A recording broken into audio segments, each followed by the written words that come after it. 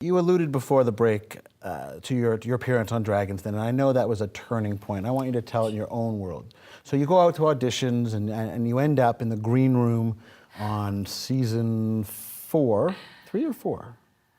You end up in one of the earlier seasons. Yes. And take it from there. What is it like? You arrive in Toronto, you get... Well, amazing. And you're comparing yourself to everyone, and you shouldn't. And then you go in the green room where this amazing person with huge energy from Ryerson comes and goes, "This is entertainment!" And we all huddle, and that was you. That's where I met you. And I was like, okay, it's showtime! It's showtime! And then on the green room on the TV, they keep showing Kevin O'Leary throwing people out of the den, showing old episodes. And then other people are coming up to you trying to pitch on you, and you're kind of thinking, I just need zen, I just need calm, and there's no calm in there. And then the coolest part, and I gotta tell you, I will never forget this moment with you. You do the vetting, the last vet before a person goes in the den. I think that's a tremendous thing that you do, because you can work out the kinks now. One last chance, we're gonna grill you. It's very healthy. And do you think your pitch changed before and after that moment? No, You're giving me too much credit, I think. No, you challenged me, and you had a team with you that you were wondering if the social component was enough for them, and that was important for me to see. And then you bought the fragrance for your wife, your fiance at the time, and I thought, well, nothing says it better than the person that's vetting you buying your product on the spot, and that gave me confidence. Wow. Again, I think it's mostly you, not me. But that's nice to hear. What happens on the show? You get out there, you tell them this pitch. It's not a charity, but to some people it might appear to be. And then all of a sudden they start to see this amazing business person. Tell me what it was like to be in front of those hot lights on that summer day. I was scared.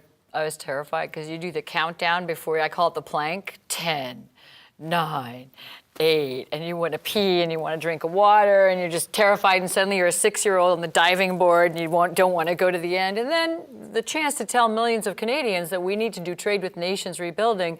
If you have a purpose... That's one of the biggest benefits of Dragon's Den, isn't the win or the loss. No. It's getting your story out. Yeah, you get to tell Canadians. Did your story get picked up when it aired? In what sense? Just that it just kind of flew off the shelves at the stores? Well, and the orders were insane? I think that people showed a real strong interest. Why don't you tell me about, let's stay with the theme. When you're there and they start to ask you questions. Well, it's interesting because you have to have done your homework. I met with venture capitalists in my own community before I went on. You know, you're going to have these 5 of the most esteemed venture capitalists in our country. Don't waste their time. Get on there, do your homework, and you'll be fine. Have your elevator pitch, know That's your it. numbers, know what you want to do with the money. That's so right. It turns out that you had something, and people started to get excited, and bids come in left, right, and center. How does it end that day? Well, it was very important. I was going for more than money. Even though the banks wouldn't give me money, and I have a perfect credit rating, and I own my own house, we're going to make perfume with oils from Nations Rebuilding wasn't something they were. Now they're lining up, which is hilarious, right? But nobody would give me money. But it was more than money. It was mentorship I wanted. And at the end, when they said, "Do we have a deal?" I said, "Do I get your wisdom and your counsel?" And it was Brett Wilson that said, "You know, you'll have trouble ignoring us." And he became my mentor right away, and mentorship is huge. Tell me about closing the deal with Brett, those early days, setting the table for a great relationship. Yeah. Well, immediately we both share strong support for the troops. So our philosophies aligned. He believes in empowerment as well, and he's fun.